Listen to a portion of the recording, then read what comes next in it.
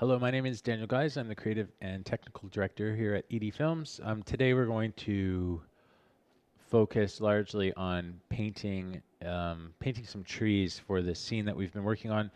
But yesterday I did a little unofficial stream of working on this. This is again another unofficial stream. It's not my usual time.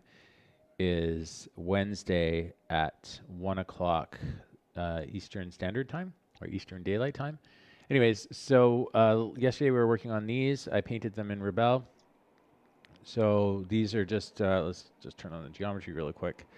You can kind of see they're really basic. They're designed to be made of paper. And on the left, you can see Redshift's render view. And then here is just the actual wireframe and geometry. And then in here, we've got I brought in the UV map and painted it in Rebelle because I really like the way the ink and the watercolor and the paint textures and features work. So I get some really unique results that are nothing like Photoshop or any other painting program. So it's really beneficial for me. So yeah, these guys are done. They're ready to drop into the scene, but we're not going to do that yet. So I'm kind of in painting mode. So I thought what I would do is keep painting. I'll pop open the other scene. Let me just triple check that I've saved here. Save even another one just in case. Sometimes things get corrupted and that can be horrible. Okay, so let's open up the vignette scene that we're working on. I'll kind of tell you the next steps that we're doing. So I have here work in progress, sets, vignette A, and we're looking at number 12. Might take a second to load in. I find that when I'm actually capturing the screen, it slows things down a little bit on my computer as far as texture loading and stuff like that. I think we can get rid of the Redshift render view. Hopefully, well, something's happening. Oh, okay. Something crazy happened. Now everything's slow. Okay, I think we're back to life again. Oh, something's going on. Processing. Oh, there's the Redshift view. We don't really need that, so we'll just pull this out for now. I won't be putting this stuff into Redshift just yet. So this is the scene, one of the scenes we're doing, and this will actually merge over to a much larger scene. And all of these objects were painted in Rebelle using the same method that I used yesterday. So the next thing that we're going to do today is paint some trees. And the trees I paint first. I don't model first. I paint them first. And then I wrap them around. Build some geometry around them and paint them. And the reason I'm doing this is because I really like the painterly rough edges that I get. Works really well. Actually, I know someone pointed me in chat the other day to a watercolor filter stuff for Maya. I'm going to check that out. They used it in Hedgehog's New Home or something like that. I can't remember, or Hedgehog's birthday.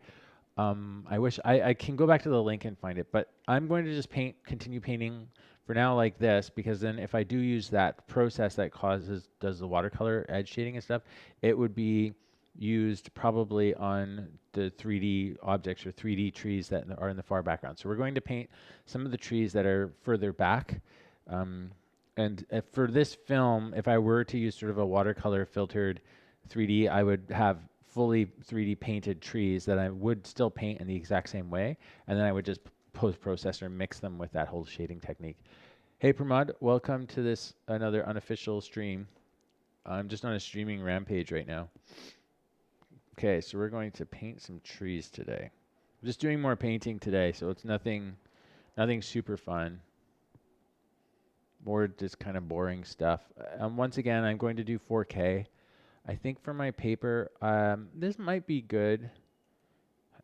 I'll start with hot press, but I'm going to just do some tests and see, because I think the trees we're largely painting will be pine and birch.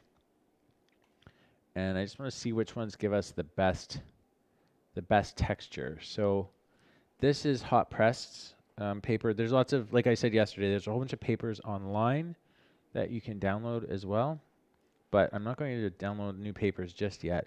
So you really need to experiment with your water settings for trees. If your water is really high, the line will bleed out, which is fine. This is like it's a great first stroke. So I actually find that's awesome already. But let's experiment a little bit. Pramod, it should be. Yeah, you can watch it later. Yeah, for sure. I made them public. I did it. I didn't realize last night that the streams, I don't think they were going public, even though some people were watching them. But I went back into YouTube and made them public. So they should be on the YouTube channel. I put them under the playlist live stream. So just let me know if you can find them. If you can't, it was a little weird. I thought, okay, the numbers are a little bit low. Granted, the streams aren't very good, but the view counts are really low. And then I just tried yesterday, just making sure that everything was public. I thought they were going public automatically. I didn't really realize. I think they weren't. But yeah, just let me know. Okay, so this is a really wet brush. So we're getting a lot of stuff going on, but we're getting some cool little textures. Now this may be good. Oh, you can only view using your email. Oh, I see. Okay, well I'll send you double check to send you the link, I guess. Okay, so anyways, if you dry the brush out, reduce the water a lot, you can get a drier stroke, which can be really good too, depending on what you're trying to do. I'm using the mop brush, which means I get a lot more rough kind of textury stuff. So you see that like that. And that's a pretty nice tree trunk feeling right there. I think that's a pretty good birch trunk feeling. Let's just see. So that feels pretty cool. You have to let it the paper do its thing for a little bit. So if we do, let's say, a filbert's a lot denser and more liney, and see how we're getting like a much cleaner stroke. Even though the brush is quite dry, we're getting a lot. This is a nice brush. The mop brush is sort of probably one of those really damaged brushes that looks like you brush your teeth with it. Okay, all right. Well, I think I should have fixed it, Pramod. So let me know if you can find them. I'll just double check really quick here. Just give me a second. This is kind of off base, but I just want to make sure you guys can get to them. So we'll go to the YouTube channel. And I put them under, I'll try to go to my channel and see. I noticed that some of them weren't coming up, but I put them under, if you look at the videos, they should be here now. I've been going through and putting them all in, and then I put them in the playlist. I'm trying to get all this stuff organized. I know my channel is like a super big mess right now, so I'm trying to get all that stuff sorted out. So just give me 1 second. I'm looking for it. There's a playlist called live streams. So there's one that's the old Twitch live streams, which I don't do. Oh yeah, it's YouTube live streams right here. And I'm putting all of the YouTube live streams in here. So I don't know if that helps you guys. I promise I'm getting the channel organized. I'll get it all fixed up. I know it's a mess. It's like a big priority for me to get that stuff all sorted out. Okay, so now that there's some housekeeping done, sorry. Back to the topic. So right now I'm just experimenting with some different line qualities. I'm using like a middle colored paper. I guess it could be less green, I suppose. Is it a bit green? Feels a little green. I guess I could just go gray, but I kind of like, I think if we're going to be painting birch trees, we'll do a little lighter. Okay, and then so the other thing, so we did the mop. Flat brush does really aggressive lines, which can be really cool, depending again on what you're doing. So you see that those are also, you're getting always a little bit of the bleed. So unless you really drop your water to like nothing, then it won't bleed out. The other alternative, if you have no water and you flood the layer a little bit, so if we just dump water on the layer, that should, I feel like it should bleed out, but I could be wrong. Perhaps we need a little bit of water on the brush at all to even make it pick up. Actually, I don't think I flooded the layer properly. Just bear with me. I'm going to clear the layer out. And we'll wet the layer and see what happens. It could just be running really, really super slow. That's weird. For some reason, the water isn't coming through. That's a very funny, strange thing. Doesn't usually happen to me like that. I could be doing something completely wrong. Usually if I wet the layer, Let me just double check. I'll turn my eye on here to see the water. Yeah, there's a lot of water there. Could be because the simulation's running super slow because I have other programs open. I'm not sure. So I will double check that. But usually, let me just double check with a pen here. We'll clear this layer. We'll just dry everything up. Dry. Okay. Okay. It's telling me that I think it's telling me that I'm running out of memory, essentially. Let's see. Well, that one's working better. So you can see I wet the layer, and so that this pen is reacting. But there's a lot of water in that pen. I'm curious if I put 0 water, if it reacts at all. Yeah, I guess you need to have water in the brush to make it react to the wet layer, I suppose. I'm still learning a lot about this program as I play with it, because I really actually only use a few of the features for most of what I'm doing. Okay, so we're clearly running out of memory. And the other big thing, like I have to keep reminding you guys, is I'm doing these ginormous 4K textures. So which are they're really quite large for something like Rebelle because it has to simulate everything.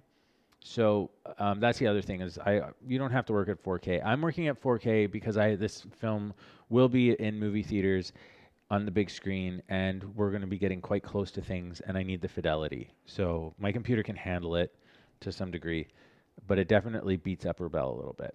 Okay, so the other thing, let's just quickly try one of the other papers. We could try rough or we could try handmade. Let's see how handmade looks. Okay. We'll just put this on and crank our water up a little bit. I want to actually use, so you see we're getting a completely different feel. I can actually tone down the texture opacity, I think. I'm pretty sure I can somewhere. There's the scale. Use deckled edges, that's fine. I thought there was a place where I could turn down what is this? I can't remember. There was a way somehow you can turn off the canvas. Let's see. Oh, canvas, texture visibility. There we are. So it's just under settings. And so you can tone this down so you're not getting, so you can see more of the actual results that it's doing with the stroke versus just the paper itself being very visible. So we tried that brush, the flat brush. So let's try the mop brush really quick. See how that feels on this paper. So that to me feels a little more like a cool pine tree. So pine tree bark tends to be a little bit more segmented and broken up. I have some reference images pulled up here. I was using the fence post previously. So here we have our fence post, which I finished with. So let's check up, we'll check up like, what do we call it? I think it's called a jack pine, are one of the main pine trees in northern Alberta. And the bark is a lot like that. So it's really, really like scaly almost. So this is just different examples. Not like that so much. I've never seen one like that's a Scots pine, so that's not. So yeah, it's like a lot like this kind of stuff. This is not, I don't think that's a pine. That's not that kind of pine. It's not a jack pine. That's definitely more the bark there. So you can see it's very faceted and broken up and scaly. So this kind of texture here works pretty well for that, actually. You can see that we're getting a lot of that stuff for free. So this would be the paper I would use for jack pines. We're going to paint some birch trees. So we're going to probably use the hot pressed paper, which would be a better fit. But look at that. That's really cool, actually. That's a really nice jack pine bark. So I don't have any reference up at the moment, but you see, if I go and paint this. So my technique, because I'm more of a drawer, I don't know if that's a word. I'm less of a painter. I tend to really use a lot of outlines, which I know is a painting faux pas. I always say it. I never call myself an expert painter, though. So I'm just putting some of these little marks in here. So part of the way I'm doing this is why Rebelle is so cool too, is when I'm doing my hand-painted trees on paper, what I have to do is I will paint this kind of thing first, like where I do a really basic one with no outlines whatsoever. It's purely kind of a suggested shape. And I really try to avoid any details, and that's for so I can get more bang for my buck out of my trees, right? So I could use this tree for a foreground tree or a background tree, and the thing I really want to avoid in this film is having I really you really have to be careful with your level of contrast and level of detail in a film, at least in this kind of film, because in animation, at least for the way that I build backgrounds, because you're kind of building the whole thing from individual components.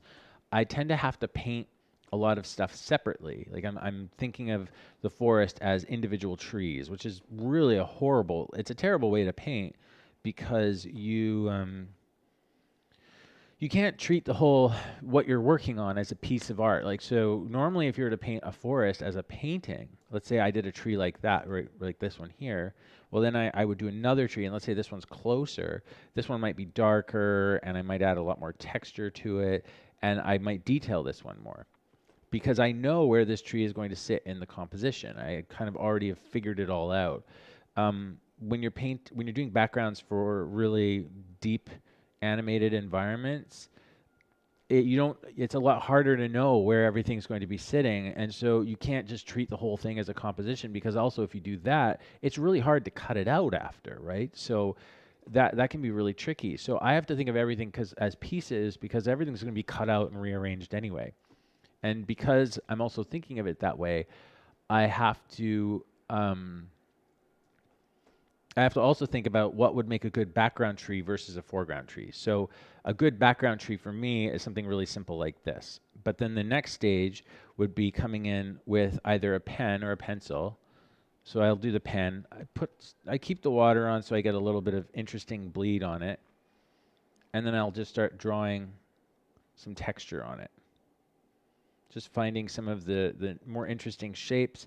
Now, what I should be doing is, because I should be looking at reference, which I'm not at the moment. I'm just going off of my memory of trees at my pine trees.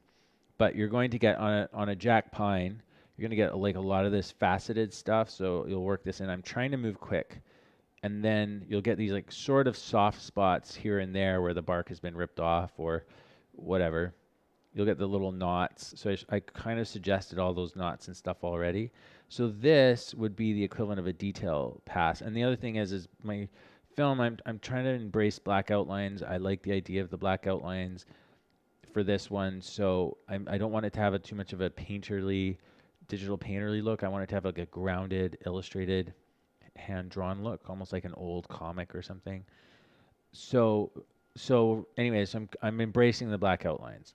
So after I've done that, you've kind of put these things in. The next stage is to add details with your pencil. I like to use the pencil because I can control the feeling of the line a bit more. Or you can use the brush and just really knock it down a little bit, and I'll use the filbert here. And in here, I can go in and just find some like light and dark areas to push on the tree to give us a little more contrast. I'm not painting in yet. That's the other thing about using Rebel, which is cool, is I'm not painting lighting yet. I can do that on a separate layer. And again, if I were painting these by hand on paper, I would have each one of these stages that I'm doing here, well, not like the outline stage and any kind of detailing, would have to be, I'd have to scan my original painting, and then I would continue to draw on it, and then I would do another scan of that. So for instance, this tree right now, there's not really lighting on this tree. It's kind of, I'm just focusing mostly on materials, maybe a little bit of, like we've talked about before, ambient occlusion or global illumination, where the light might just be generally coming from above. So then after you've kind of done that, the next stage is to start, if you want lighting, let's say the scene has really strong lighting, well, I'm going to want to paint that in there. So I might, let's say it's like backlit or rimlit. I come in here and just really crush down the middle here. Maybe the sun is kind of low, and we're really just getting on the back edge of this tree. There we go. And then I'll come in with a little pencil, and I'll lighten this up. And then I'll just go along the edge and find little light spots here and there, just to like really sell my lighting. And so this would be treated, to me, I would treat this as a separate pass, because this would be a very much more specific tree. And you can see the actual ink is simulating. It's doing a nice drip all up the thing because I have so much water on my thing. But what's cool is I can still paint and draw while it's simulating, and there's no slowdown. So that's cool. I don't have to worry about that. Anyways, we're starting to get kind of a cool tree, I guess. Like, I think that's the other thing that's really cool about this program. And I know I always keep talking about how cool this program is. I'm sure people are tired of hearing about it, but especially for trees and rocks and stuff, is I don't have to think about all these details like I have to in Photoshop. Like I have to find like a good brush. And the problem in Photoshop is the brushes tend to look really tiley, really stampy, really repetitive, which is fine, but it makes it's like a different workflow. You can't turn your brain off and just like for me, I can't just draw in Photoshop in the same way and get the same results. And I'm not like, I did grow up working on computers my whole life. It's not like I'm against computers or struggle to understand how a computer paints or works. But it is just a lot more work to get like nice natural lines. Oops, my eraser is massive. They also have a nice eraser, these structured erasers. They don't just erase, there's kind of a texture to them. So they can actually be a really cool drawing tool. Okay, cool. I mean, this is not nice. I mean, I didn't do a good job here, but I'm just trying to get in the headspace of actually painting trees again, because it's been a while since I've painted any. This lighting is not good. It's kind of whatever. Yeah, it's a little ridiculous, but I'm just, again, like I said, I'm just trying to get my head around this probably too bright. Could tone down that lighting a little bit with my eraser.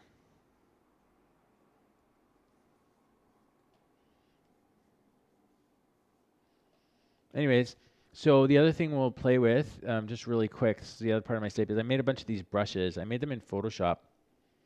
And these are just like little textures. I used some of the brushes from our store.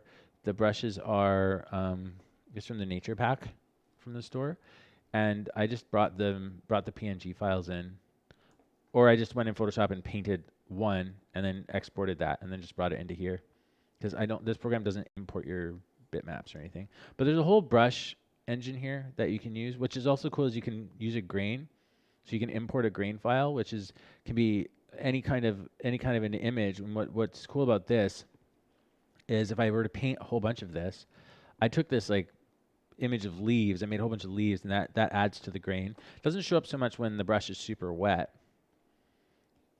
but it just adds a little extra bit of random and density. And the other thing that's cool is, at least for me, is that because this is like a simulation program, when I have something like this, that would be in any other situation very repetitive, because of the way it bleeds off, it will break up some of that repetition. And like, let's say too, let's say if I just add a little bit of water right here, for instance, and then I'll grab my brush back. And I can put my eyeball on so I can kind of see it. I paint a little bit. The areas where the water is will look different. That's a lot of water. I just like doused it in water, but it breaks up that feeling a little bit, which is really cool. I'm wondering too if I can. Oh, rotation is following trajectory. Yeah, so you can use either the pen tilt or the pen rotation. Smudge. I've never really used smudge on that stuff. Oh, I see. It's a smudgy brush now. I mean, there's a lot of cool features. And I just really like how, like, if I wanted to paint some leaves and stuff on these trees, I don't have to, it's really not that hard. I can get a really nice look really quick. So I've just thrown these in. And I got a cool little bleed off here. I made a few different brushes. I made some for like little mosses and stuff. And it's just kind of neat how they finish off. And I did some for like little pine trees. So that looks kind of silly, but it does work pretty well. Let me just make why is my trajectory? There we go. So for these ones on our trees, I'll just kind of go like something like that. Could rotate the brush a little bit. But I really don't have to work that hard to get something kind of neat. even though it's like so tiled. The main place where the tiling is obvious is more if your brush is a bit dry, and then you'll start seeing some of the repetitions of shapes. But then I'll come back in and just start like, you know, flinging some stuff on. But look how cool that top of that pine tree looks, at least to me, right? And then I can come in with my pencil or whatever and just start like, I could just break it up a little bit. Just add some like little light spots or whatever if I want. Or the other thing I do a lot of is I use stencils. So I'll go in Photoshop and paint, like I have these big stencils. They're massive, they're huge. But then I will grab them. Let's say I wanted to make a bush or a top of a tree. All right, just bring this over here. We'll just do it here. So then I can take my paintbrush and I'll just add a new layer. I'll tone down my water a little bit. Can I add a layer? Yeah, I can. Okay. I'm going to use mop and I'm going to, yeah, the water's down, which is good. So then I can just go like this really quick. Oh, wrong color. I just painted only the color of the paper. So I'll just paint here really quick. So what I can do, oops, I overpainted a little bit, no big deal, is I can either leave this so it can sort out while it's doing the water simulation, it's going to lock on this really hard edge. So I can either leave it. How do I select this back again? Or what I could also do is I could move it. Oops, sorry guys. It's going crazy here. Remove. I think I accidentally let go of this stencil here. I'm not quite sure how to get it back. How to turn all the stencils off. Let's just do this, stencils. Let's just turn it off. So you can see it's used that stencil to create like a really nice edge for all the paper. So, or sorry, for the stencil design. So the other thing you can do is I'll just bring in this other one. You can stack the stencils together, which is really cool. So you can use multiple stencils together. But I'll just paint this here. And then, so for me, let's go on this layer. I was thinking about something. The other thing you can do is you paint really quick, let the stencil sort of process, and then remove it. And if you remove it, it'll bleed out past the edges of the stencil as the simulation goes. And that can kind of give you a different look and feel to the edges so that it's not locking everything in, but you can actually pull it away and you see how I got that kind of fuzzy edge on everything. So we'll maybe just do it one more time. Bring this one over here. Whoops, scaling. Sorry, I keep grabbing the wrong one. So I'll do it right here really hard. Burp, burp, burp, burp. So if we leave it, it won't bleed out. But then if I go like this, or I could just move it, right? Just move it away and see how all this stuff starts coming out. And then we'll just quickly, oh no, let's put it back. So now it'll sort of trap some of that stuff there. And then I'll pull it away. Boop. Put this here. We'll pull it right away. Okay, so pretty cool. So I'm going to use some of that stuff. Also, yeah, the other thing, sorry. We could just take some dry brush stuff. So let's take chalk or something, whatever this is. I can't remember what this stuff's called. Let's put this and I'll scale this up. Let's paint in some really quick stuff here. There we go. Probably should use a little bit of a smaller brush thing here. So really get that in there. Just getting some cool little highlights. So again, I'm just doing something really dirty. Just want to get my head back into the game here. And we'll remove that. Cool. Great. Okay. So I feel like we're kind of ready to start playing with stuff and pulling it around. And making some trees. So let's go make some trees, I guess. So I'm going to make a new file. I think we will use, what are we using? We're using not hot pressed, what are we using? What was our canvas? The rough one. Actually, we'll just delete all the layers here. I'm happy with the paper. Well, those are for pines. Are we gonna paint pines or are we going to paint birch? I think I'll do birch. So let's just change the canvas to hot pressed. Cool. Let's paint some birch trees. I'm going to pull up my reference.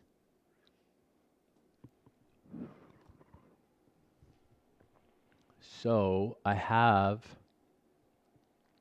birch tree references, and birch trees, they're insane. They actually just look like a giant mess normally. This is the other thing is when you're painting nature, at least in my experience, which is limited, you don't want to actually paint real because look at what real looks like. It's just a mess. I mean, that's even if you go out in the woods and photograph, it's 90% of the time it's just a mess. This one looks okay. It's just because there's just so much contrast and so much going on. So you don't want to actually ever do what's really there. That's a big. You just don't want to do that. The best. That's why like fog and hazy days and sunsets and stuff are so popular and they work so well. It's because they break up all this crazy noise. Like you can't even tell what's going on. Like there's a little road back there or something, but this is a painting. It's kind of just a mess. But we're going to use it for reference for the actual trees structures. And also what's nice in these is the lighting's really neutral so that we can kind of just see the main shapes and get a feel for them. So I'm going to, these are actually, so there's different kinds of birches. These ones here are a slightly different type of birch. The ones with this, I don't even know, they might not be birch. They might be some, I can't remember, some kind of poplar. So anyways. Who cares about that? I don't even know why I'm talking about it. But in general, birch trees are pretty straight. So let's do this one where we can see more of the tree. In general, they're pretty straight, and they I don't know if I can see this one. They're pretty straight, and they obviously have these little black marks all over them. So we want to capture a bit of that.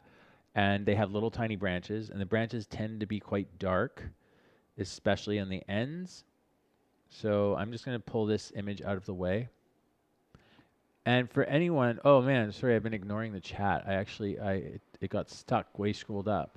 Sorry, guys, I haven't even heard this. Okay, Pramod, thank you. Yes, I'm glad to hear that the stream is a good time. Also, don't worry about the coloring, no rush at all. Programming, I'm using Rebelle. It's from Escape Motions. Transparent layer in Photoshop, in Rebelle like Photoshop. Like, what do you mean transparent layer, Pramod? I guess just if you can clarify a little bit. The layers are transparent. I don't know if that's what you mean. So if I draw something, oh, that's the wrong color. If I draw something and turn off the canvas, they are transparent. So when you save this, like you can save any image you make, you can save as a Photoshop file, and it'll come in with all the layers. It takes a little while to save sometimes because my images can get so big and stacked up again of like a billion of them. Like probably I've had as much as 50 layers, but it'll save and then it'll come in as a PSD with all your layers, and the canvas will sit just in the bottom as a bottom layer. So yeah, I don't know if that helps or if that makes any sense to you or if that answers your question. I don't know. Okay, so let's do some birch trees. They're white. I'm going to be painting them neutral, I guess. I usually paint them kind of mid, because I guess if I was really doing this properly, I'd probably paint them white like that. But I kind of hate using white. But maybe it'll work. We could try. I've never liked the way that white ink and white paint looks. I tend to like the way the gray, if I go mid-tone like that, and then I find my whites again later, I make my birches like a little bit too dark, and then I pull them back up a little bit. So we're gonna make one for now. We'll zoom way out because we don't want to be working all close to the canvas and getting stuck in details. So it's weird. It is weird to be painting birch with black, but I'm gonna do it anyway. So I'm letting my brush wobble around a bit because birches have this like, I can't remember what that's called when a trunk, is it bifurcation or something like that? Anyway, so I'm going to be painting naked trees, and then the foliage will put on as like sort of a separate layer after. So I am looking at the pictures a little bit. I'm not drawing anything specific. I'm more just trying to match a bit of the feeling of the trees. And I'm going to try not to let my branches get too ginormous. The branches on birches are quite small in general. They can get big, like a birch can bifurcate or whatever it is, quite large. I've seen it, but in this specific picture, they're not doing it. Okay, and then, well, that's one tree. Actually, we need more water. Sorry, I'm going to delete this tree. We need more water. Because I want to get the nice edges. So as I draw this tree, if I have a lot of water, you see it softens up in the middle, and the stuff will move to the edges. So I'm just shrinking the brush dynamically. I'm shrinking the brush by clicking it, the right and left square brackets, just like in Photoshop.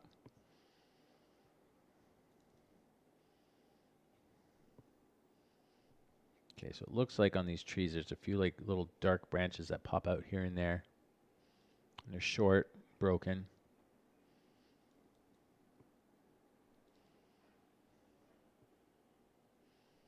Some trees have really hard angles on them. These birch trees seem to have most soft round angles. They're not angles at all. Like they change direction smoothly. So that's something to look at when you're trying to draw trees. That's why species of trees do matter. You can't just draw a tree. You totally can make one up if you want to, but species does make a difference in how you would approach it. I tend to like also get darker as I get closer to the bottom.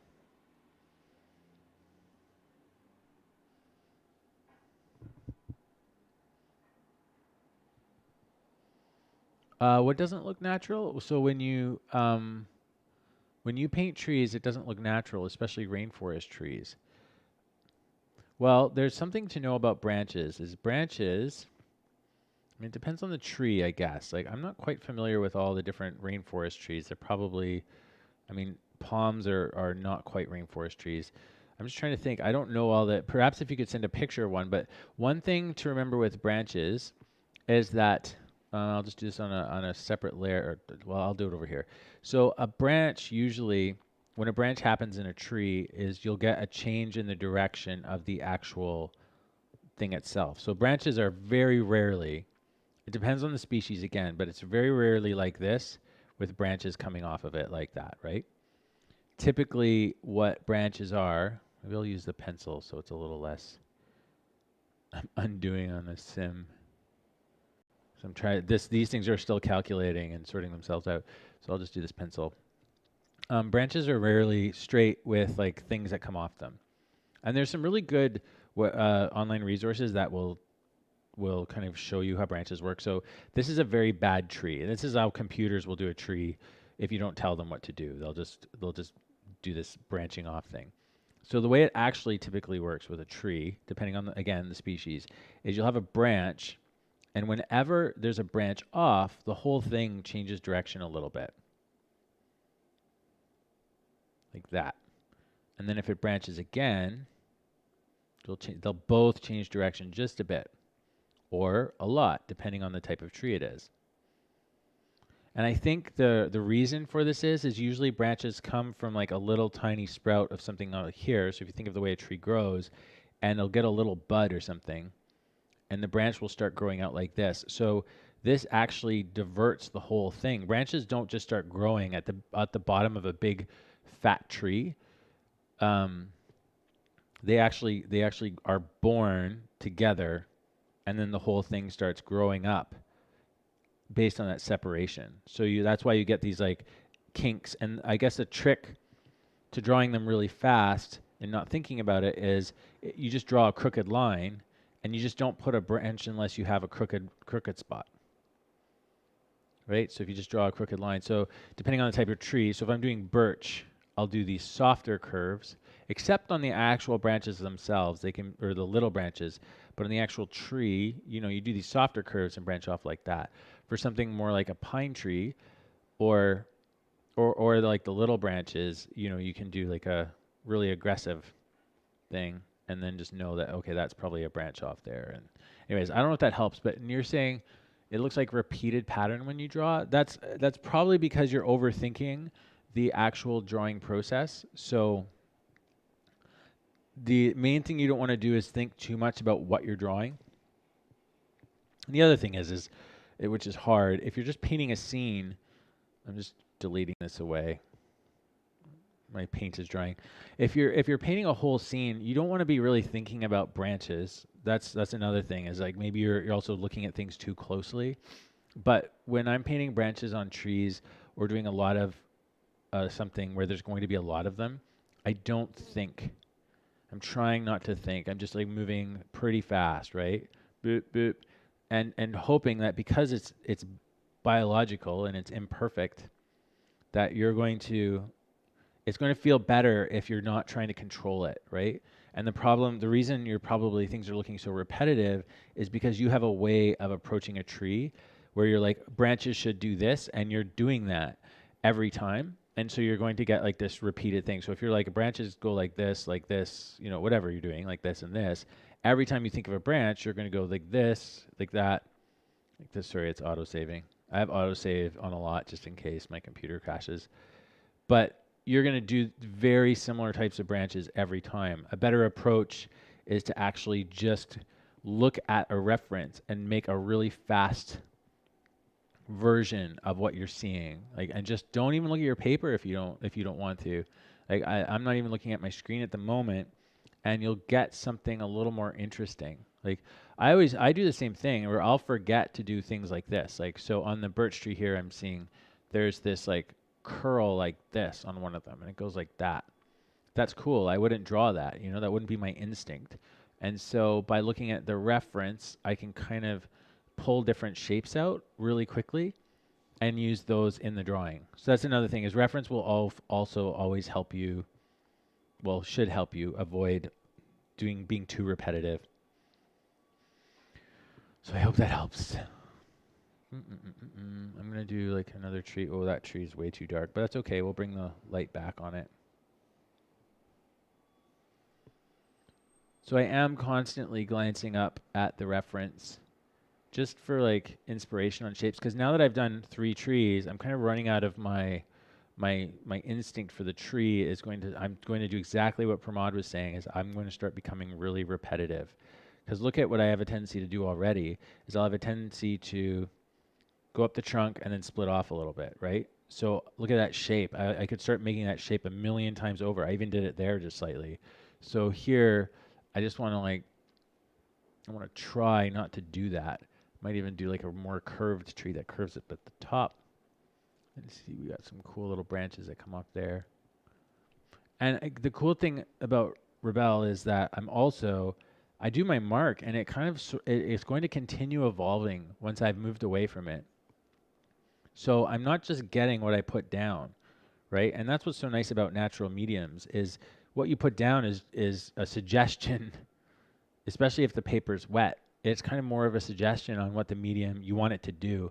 And then it'll kind of just do its own thing a little bit. So you can see what was kind of an ugly, uninspired line. As we start moving closer to it, it's quite nice and really interesting. We're getting a lot of neat stuff that's going on that may be unexpected and might help you get out of your headspace of controlling the lines so much. And that's like the worst. It's the curse of digital art, at least for me, is being able to control what you're doing too much. And that control actually is counterintuitive and will ruin more paintings than it will save. There's a lot to be said for not being able to undo or redo something. So currently what should be, if I look at my wetness right here, I turn on this eye, there should be wetness all over here. So there's 2 ways I could approach this. If I make a new layer, it'll dry the layer, or it'll stop the simulation, I think. One of this will dry the whole layer. Sorry, so this one is drying the layer. What this will do is do a fast drive. It'll pull the water, I think it stops the water simulation, but the layer remains wet. So that means if we do this, it'll stop I'm pretty sure it'll stop what the ink is doing, but if I continue to paint on it again, the wetness will play into it. I'm not sure. I'm just going to try something really quick. So if you make a new layer and you move on a layer, it should expand, like it should actually kind of fast dry the layer. But I'm just double checking and seeing, I think because the layer is, I think if you paint on a new layer, it doesn't interact with the wetness of the layer below. I'm not sure. I'm pretty sure it doesn't. I think you have to be kind of be on that layer already. I'm not 100% sure. You can't take me as gospel here. I haven't read all this stuff. So I'm going to go back down to this layer. We'll see if it's still wet. I think it's still wet. Let's see if this acts a bit different.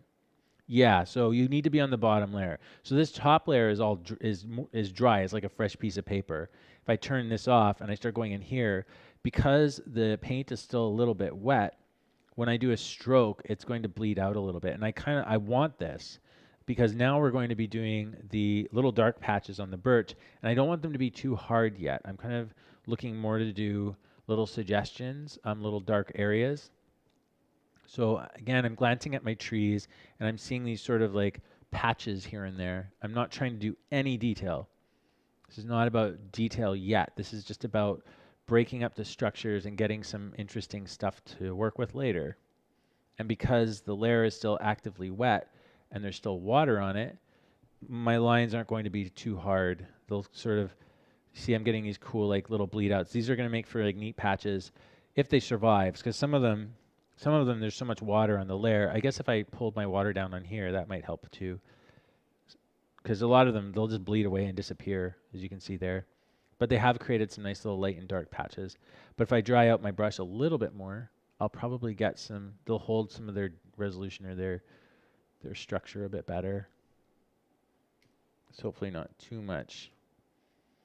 But I try not to sweat it. It's the other thing.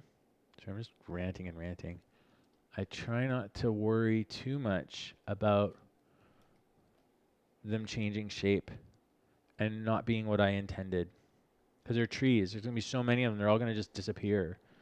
And there's going to be so much stuff going on in the background. It's not about the tree. It's about the feeling of the forest. So unintended things is paramount with the forest. So you don't want to spend too long on anything. The polish part's later, and that's for, we'll do a lot of dark on the bottom of this one because I see some of these trees. I'm sorry my reference isn't sitting here. I guess I should have it on the screen. It's kind of hard to have it on the screen. Actually, there's a program that I use. I'm just going to save this. Just give me 1 second. I'm going to save this image to my desktop. And we will save it. And then I'm going to use this program that I use sometimes. Let me see if I can find it. It's in here somewhere. Oh no, it's on my other computer. What is it called? Just bear with me for 1 second. Oh, it might be in my downloads folder. Sorry guys. Not now. I use this for, I think it should be in the downloads. We'll see. Is it here? Oh no, it's not here. Okay, well you guys, we're gonna find this program together really quick. I think I'm pretty sure I've shown it before, but it's a really good open source reference tool. So if I go for like artist reference, hopefully I don't find reference tool. I can't remember what it's called. What is it called? Oh, this one here. It's pretty awesome. So, is this the actual website? No, it doesn't feel like it. This one, Kuadro. So let's just grab this really quick. Okay, here it is. Oh, no, that's not it. That's not it. That's not it at all. Don't do it. Don't go. It's weird. It's under a games website, but you can grab this for free. Where is it? Download for Windows, because I'm on Windows. And then you just run it. Okay, and it says it's ready. So then I just go here. I right click it and I can go add a local image. And then I go to my desktop. And I've got images here. I just double click this. And now what's cool about this is it'll just stick wherever. And I'll tell it here to settings, always on top there. And now the image, no matter what program I'm using, will always stay on the top. So that means I can do all my work, because that's one of the problems with references is you're breaking your screen up. Oh, I just undid, so the sim's going to go again. And this stuff, all your references disappear, or you're importing them into the project and making the project file bigger. But yeah, for this, it works great. I don't have to worry about that. And you can have as many as you want. So you can, hey, Hero Studio, you can keep adding reference images if you want, and just and continue to stack them together. So I'm just going to, let's just grab one more. We'll just grab this one, save image as. So you guys can't see what I'm doing, but okay. And then I'll just add another one that I just put in here. So we go right click and we'll go add local image. You can also add images from online. There we go. There's 2. And you can save your layouts and stuff like that. So now I have 2 images for reference. So now you guys can see. So sorry about that. I was just kind of working away without showing you what I was doing. Okay, so anyways, let's just keep doing some darks. You can see my trees are obviously way too dark for birch. I'm not worried about that.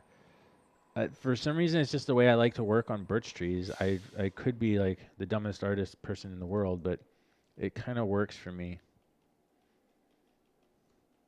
And I'll just go back and lighten them up because they're clearly too dark, but that's okay. Let's just double check how my wetness is. I think we're getting pretty dry on the layer. That looks like it's dried out. Or no, it's saving. It's auto-saving. Oh, you can turn the autosave off. Yeah, it's still wet. Okay. I'm just going to do a little bit here. So I'm looking at the reference. I'm barely looking at what I'm actually doing with my brush. Every now and then, branches are kind of dark. Just do here. I don't want to have dots everywhere. Even though there's dots all over the trees in the actual image, I really want to be careful with how many like these birch marks I make, because again, we're just going to get too busy. The trees will be too busy. They'll be kind of hard to look at. They'll be distracting, and they'll demand a lot of visual attention. So the more contrast you have and the more things you have going on, the more the eye is going to jump around the screen because your brain is drawn to contrast. Okay? So you want to be careful with that. Too much contrast. I guess again, like look at how much stuff's going on in the scene. Like which image to you, I mean, it's all personal preference, but which image is a better image? For me, the stronger image is this one on the right, and it has to do probably with the fact that there's less trees, the sky's a little bit darker, I can see a little bit, the image is broken up a little more, it's less stressful and chaotic.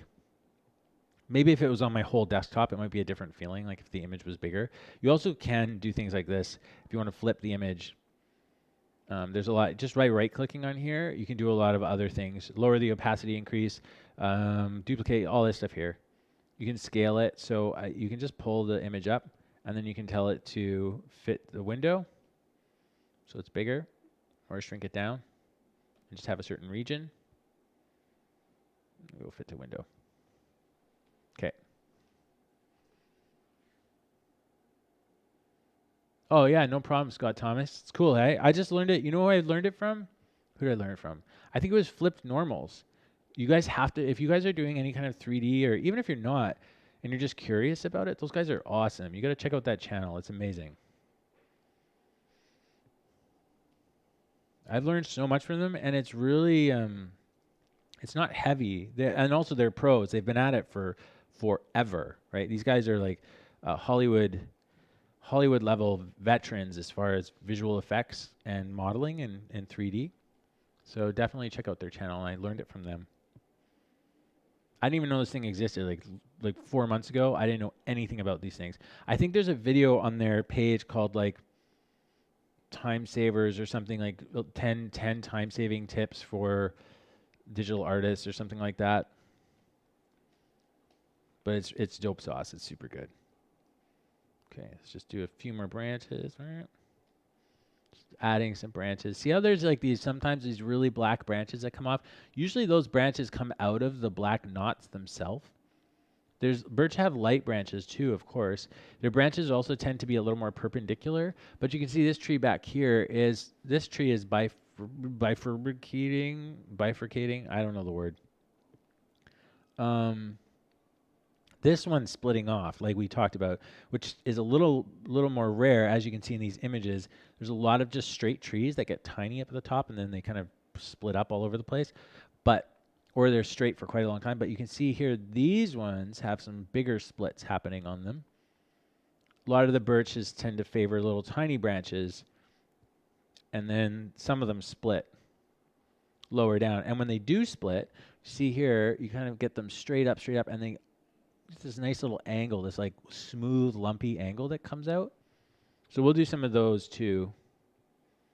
But I'll just do a few of these trees. I'm not going to stream for hours painting, because it is literally going to take me hours to paint everything that we need to. I'm just going to do a couple more little dots, little patchy areas. Let's zoom out a little bit too. I don't want to get, I'm already getting probably a little too many of them. And I want to, let's make this fit. I want to get dark at the bottom with some of these again. So typically on a birch, the bottom has all this dark stuff and broken up. Especially like poplars can look a little bit like birch, some poplars, some species, and they have this really weird scaly stuff, almost like that, but a lot heavier in the bottom. It's also kind of a rule of thumb for forests. Everything kind of gets darker as you get to the forest floor, because the forest floor is typically dark. Okay, cool. So I think we're off to a good start. So these trees, as they are, even though they're a bit dark, would be good enough to be some nice medium background, possibly far background trees. So I'm just going to add some of these interesting branch shapes here.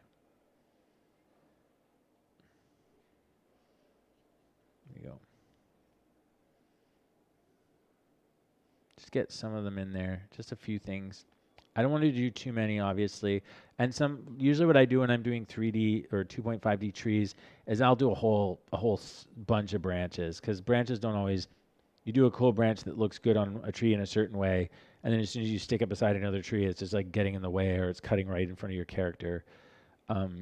So I tend to like do a few branches on the actual tree, and then I'll do a bunch of like a branch pack, basically, that I'll then import and then use to strategically place more interesting or thicker branches.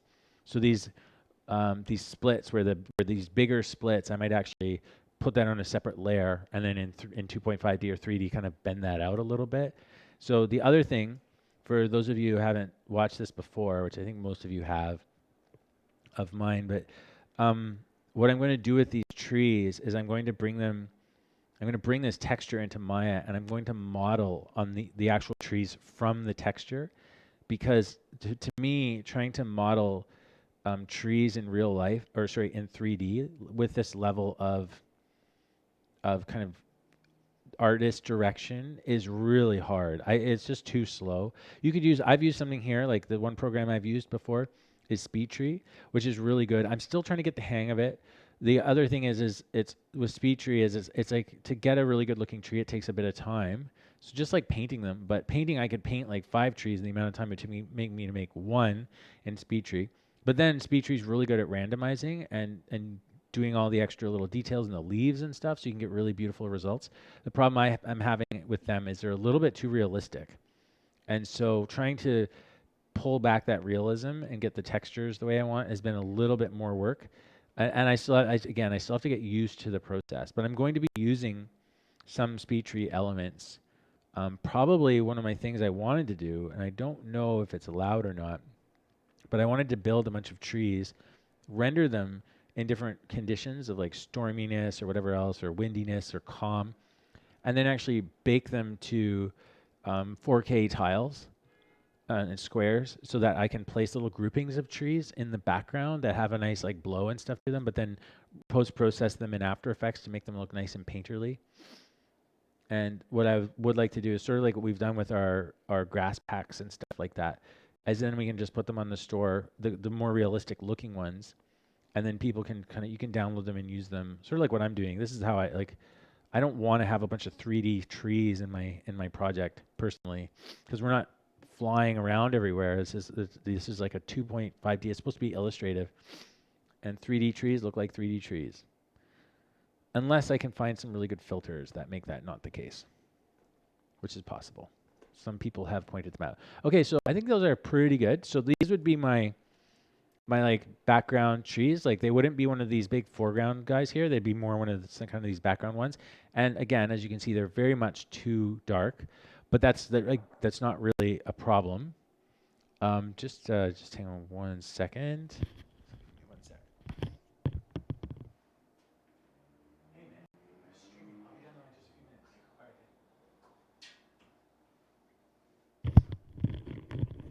Hey, sorry guys. I'm just gonna do the quick details, and I'm gonna wrap up because I got a meeting at 12. So, but I'll come back online a little bit later, and we can finish them up. But so the next stage is like what I said before, is I'm going to add a new layer, and in this layer, I'll just use the pen, and I might do some outlining here. This might be a little bit early for outlining, actually. It might be better for me at this stage to come in with my whites. So that's another thing, just to get. Since these trees are so dark, maybe this isn't, now I'm thinking about it, it's not quite the time for adding a bunch of black outlines. So maybe I'll add one more layer. And this one I'll call I will name them paint base. And then I will call this one outlines. And then I'll call this one, this will sort of be my lights. And I'll call it pencil. Okay, here we go. Okay, there we go. Oh, come on. There we are. So then I'll just pick my lights here. And here is where I could start bringing back some of the light. And I could either do it by, I could do some like cross hatching on this. Sort of bring this back a little bit. I think this is too light. This stage I got to be really careful with, because it's going to be really easy to overdo it. We could try the chalk like we were using on the last one, and if I put the underneath the paint base, I can just brighten up the whole tree really without losing my darks that I've put in, and just go through and brighten certain spots. But again, it feels like I'm gonna have to be really careful. This might take me a little more time to figure out what I need to do here, because most of the time with trees, I almost, with these ones, is I would almost stop. Whoa, I spelled that terribly. I would almost stop here and then just start detailing a bit. But let's try. I'm gonna just try. We'll just try. I'll show you how what I would normally do. I think I've just picked something that was way too bright. I would just kind of come in, start doing stuff like this, and try to move as quickly as I can. And thinking of a general lighting where things are sort of top down a bit. Again, like just what you would consider, what you would do for like a global illumination or a dome light. So then we go here. And this is to take them to be more detailed trees, so they can become more foreground. The thing, when I actually export these trees and I export all the different layers, I can then bring them into Maya as layered materials, and I can mix and match them together as I need to. But what I could also do is I could brighten the paper. Since I have gone so dark on my trees, we could just go in the paper and actually bring the lightness up of the paper itself. This could break the way they look, but already I'm brighter. And then when I actually cut the trees out, when we remove the paper, I'll be able to just have the lightness of the trees here, and we've already got our value up to something a little closer to what maybe what we actually need on the trees themselves. So just about have to stop in 1 minute here. But anyways, that's kind of the next stage, is like my lights or coming in with darks. So we can go in with a black pencil and maybe find some of these little details in here. Pen or pencil, it's really up to you. Finding these like kind of contrasty bits and starting to find a little bit more of the actual detailed bits, if we want the trees to be detailed trees, like more foreground. But be careful, this can take a long time. It can eat up a lot of energy. And birch have these, not like the ones that we see here are, I can't remember what birch they are, but they have these like, everything looks like these little triangular eyelets. The birches that I'm kind of more thinking of have these like lines in them. Oops, let's just erase some of those. They have these like lines with dots on them, and so we're getting a little bit of that already with the texture of the paper. So, but you can kind of go through and build some of these out and put the odd little dot here and there. And gradually these will start to look like more like Winnie the Pooh style trees and less like watercolor trees. And we'll start getting some of the line work and stuff in there. We'll break these up. There we go. Cool. All right, I gotta stop for a bit, guys. I'm sorry, it's kind of incomplete. I was gonna keep going, but I didn't realize how late it was. I'll probably come back online a little bit later today, and just do some more unofficial streaming. I'll start getting. Maybe I'll do one of the trees and get a bit of a groove on it, and I can show you more of the technique because I'm not quite hitting it with the outline stuff yet. I'll probably just get rid of this stuff. So I need to feel it out a little bit better. I might put my outlines in to start and then go from there. Maybe we need to use a little bit more pen, like wet pen. But that's the basics. That's the start. I mean, if you even paint a tree like this, you're already halfway there. You could do a whole film with trees that just look like this. Like this is the highest detailed tree you have. The next step that I usually do is I'll save it as a Photoshop file and then we'll cut it out. But I'll be back later. So thanks for hanging out, guys. I appreciate it. Thanks for the comments and the questions. And I'll talk to you guys a little bit later, hopefully. No guarantees, though. There's never any guarantees.